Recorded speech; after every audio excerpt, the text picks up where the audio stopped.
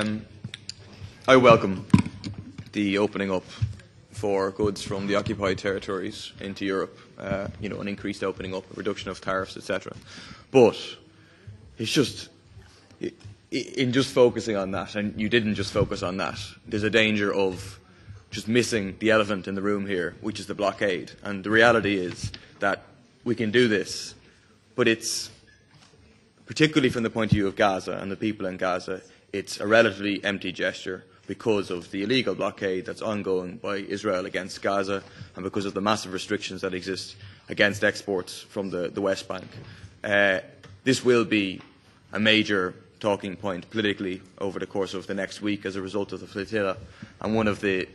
big items that will be highlighted is the humanitarian impact of the blockade on the people of Gaza in particular, whereby you have no access to reconstruction materials, no access to medicine,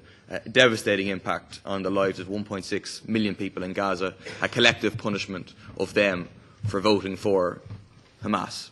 But one of the features that maybe won't be focused on as much is precisely the economic impact that the blockade has on the people of Gaza, but also the massive restrictions that exist on exports from the West Bank. And the result is that you have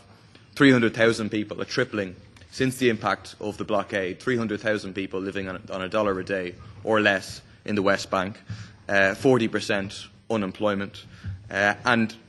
on a daily basis you have massive quantities of flowers, of strawberries, of other fruits just sitting rotting, particularly in Gaza, but also in the West Bank. And you have to emphasise that you have over 500 various permanent checkpoints by Israel, a holding up of goods that completely cripples the ability of Palestinians to export, to trade with the EU or with other countries. So,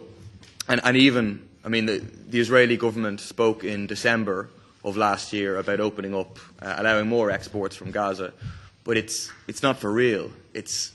simply lies by Israel and pretending to engage with something when there's been no real change in the amount of exports that are actually allowed out. There's still 2% of the amount of exports that were exported from Gaza pre-blockade are exported at this moment. And therefore I think when you're discussing these topics,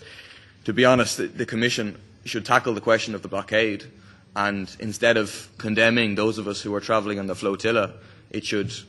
support the idea of the flotilla to Gaza, and it should call upon Israel to stop the illegal blockade of Gaza and to stop the incredible restrictions on exports from the West Bank. Thank you.